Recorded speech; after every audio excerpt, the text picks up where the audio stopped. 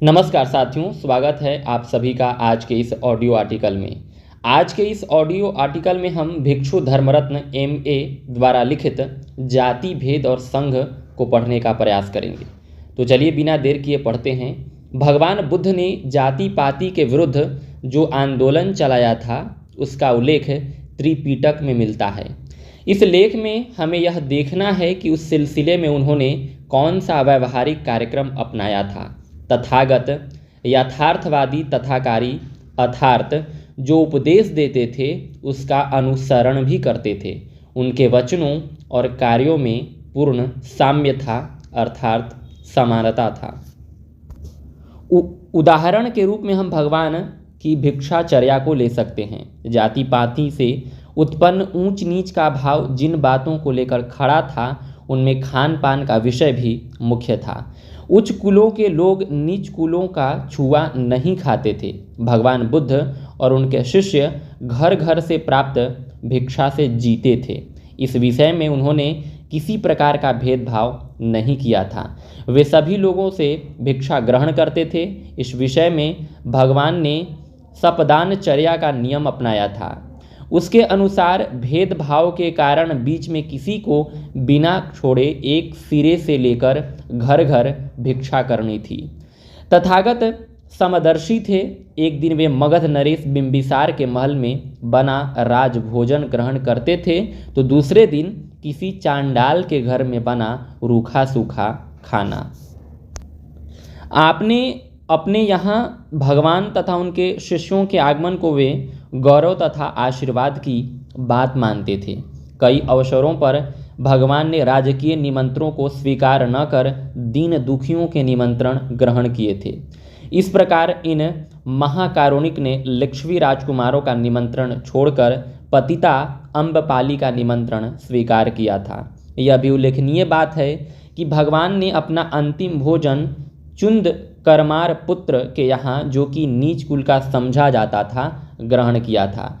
कई अवसरों पर जबकि भगवान भिक्षा पात्र लिए अपनी दिव्य ज्योति के साथ कुटीरों के सामने प्रस्तुत हो जाते थे तो लोगों ने उन्हें कुछ देने से अवश्य संकोच किया होगा।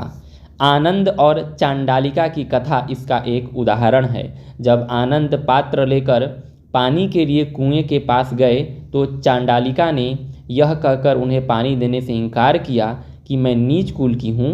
इस पर आनंद ने उससे कहा कि मुझे तो पानी चाहिए, जाति पाति से कोई मतलब नहीं है।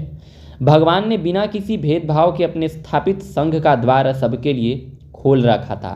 यह बात दोनों भिक्षु संघ तथा भिक्षुणी संघ के विषय में सत्य है। उच्च कोटि के कहलाने वाले ब्राह्मण से लेकर निम्न कोटि के कहलाने वाले शूद्र तक सभी लोग संघ में प्रवेश कर सकते थे। पवित्र जीवन को व्यतीत करने के लिए आवश्यक गुणों का होना ही उसमें प्रवेश करने के लिए आवश्यक शर्त थी। सुनीत स्थिर चांडाल कुल के थे।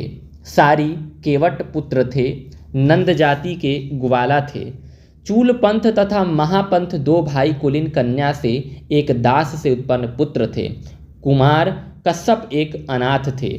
इस प्रकार स्थिरी चापा व्याध पुत्री थी। पुन्ना और पुनिका दास पुत्रियां थी। सुभा एक लोहार की पुत्री थी। सुमंगल माता भी बहुत नीच कुल की कन्या थीं। भगवान बुद्ध के शिष्य और शिष्याएं साधना द्वारा अहर्त पद को प्राप्त हो सारे संसार में पूज्य बन गए थे। कुल उनकी साधना में बाधक सिद्ध नहीं हुआ था। किसी समय अवहेलना की दृष्टि से देखे गए उनके पैरों की पूजा अब राजा लोग भी करते थे।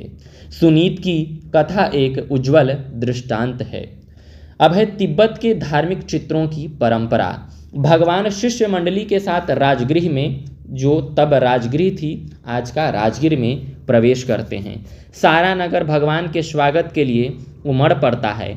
भीड़ से कुछ दूर पर एक तरुण भयभीत सा खड़ा है। भगवान की करुणा दृष्टि उस पर पड़ती है। उसके पूर्व संचित पुण्य को देखकर भगवान उसे अपने पास बुलाते हैं और भीड़ से दूर रहने का कारण पूछते हैं। वह संकोच के साथ अपनी अस्पृश्यता को प्रकट करता है, भगवान मुस्कुराकर उसे उपदेश देते हैं। अंत में भगवान से अनुमति पाकर सुनीत संघ में प्रवेश करता है और साधना के बाद अहर्त पद को प्राप्त होता है। दूसरे दिन मगध नरेश बिंबिसार आयुष्मान सुनीत के पदों की वंदना करते हैं। थेर गाथा तथा थेरी गाथा में भगवान के उन सहस्त्रों शिष्यों तथा शिष्याओं में से कुछ गिने लोगों का ही उल्लेख है। दर्शकों को यह बताने की आवश्यकता है कि थेर गाथा जो है भगवान बुद्ध के धर्म बौद्ध धर्म से संबंधित एक ग्रंथ है। उन महान साधकों तथा साधिकाओं ने अपनी उत्तम प्राप्तियों द्वारा जाति भेद के खोखलेपन को सिद्ध किया था। संघ में इस प्रकार के भेदभाव को कहीं स्थान नहीं था। इस प्रकार के भेदभाव में विश्वास करना दुर्बलता समझी जाती थी। एक दिन अनिरुद्ध, आनंद, भृगु, किम्बिल, देवदत्त और भद्य ये 6 शाक्य राजकुमार संघ में दीक्षा पाने के लिए भगवान के पास गए। दीक्षाभिलाषी उपाली भी जो उन्हीं शाक्य कुमारों का नाई रहा, उन्हीं के साथ ही वहीं प्रस्तुत था। शाक्य लोग अपने वंश के बड़े ही अभिमानी थे। भगवान ने पहले उपाली को प्रवज्रा देकर उसके बाद शाक्य कुमारों को प्रवर्जित किया। इससे उपाली में उनमें ज्येष्ठ हो गए और शाक्य कुमारों ने उन्हें प्रणाम किया। कल का नाई जो शाक्य कुमारों की जी हुजूरी करता था, आज उन्हीं का पूज्य बन गया। यही उपाली आगे चलकर भिक्षु संघ में विनय संबंधी सर्वश्रेष्ठ आचार्य हुए। बुद्धत्व की प्राप्ति के बाद जिस दिन भगवान ने भिक्षा पात्र लेकर कपिलवस्तु में प्रवेश किया तो सारे नगर में सनसनी फैल गई। सब लोग सिद्धार्थ कुमार को भिक्षु के भेष में देखकर आश्चर्यचकित हो गए। जब राजा शुद्धोधन को यह समाचार मिला तो उन्हें बड़ा ही दुख हुआ। दौड़ते हुए भगवान के पास जाकर उन्होंने उनसे प्रार्थना की कि भिक्षा मांगकर शाक्य वंश को कलंकित न करें। भगवान ने राजा की बातों पर मुस्कुराकर कहा कि मैं शाक्य वंश का नहीं अपितु बुद्ध वंश का हूँ। इस प्रकार भगवान ने जनसाधारण में जाति भेद के विरुद्ध एक जबरदस्त आंदोलन चलाने के अतिरिक्त अपने स्थापित संघ में पूर्ण रूप से समता स्थापित करने के लिए कोई उपाय उठा नहीं रखा। एक अवसर पर भगवान ने अपने संघ को लक्ष्य करके कहा था, भिक्षुओं, जिस प्रकार गंगा, यमुना, अचिरवती, सरयू, मही ये 5 महानदियाँ समुद्र में मिलकर अपने पूर्व नामों को छोड़कर एक समुद्र के नाम से ही जानी जाती हैं, उसी प्रकार भिक्षुओं, क्षत्रिय, ब्राह्मण, वैश्य, शूद्र इन चारों कुलों से निकलकर जो लोग मेरे संघ में प्रव्रजित होते हैं वे अपने पूर्व नाम गोत्रों को छोड़कर एक शाक्य पुत्र नाम से जाने जाते हैं। भगवान की इस अनुस्मरणीय उक्ति के इस प्रश्न पर उनका दृष्टिकोण स्पष्ट हो जाता है। उन्होंने संघ द्वारा सारे समाज के लिए एक नया आदर्श स्थापित किया। धन्यवाद।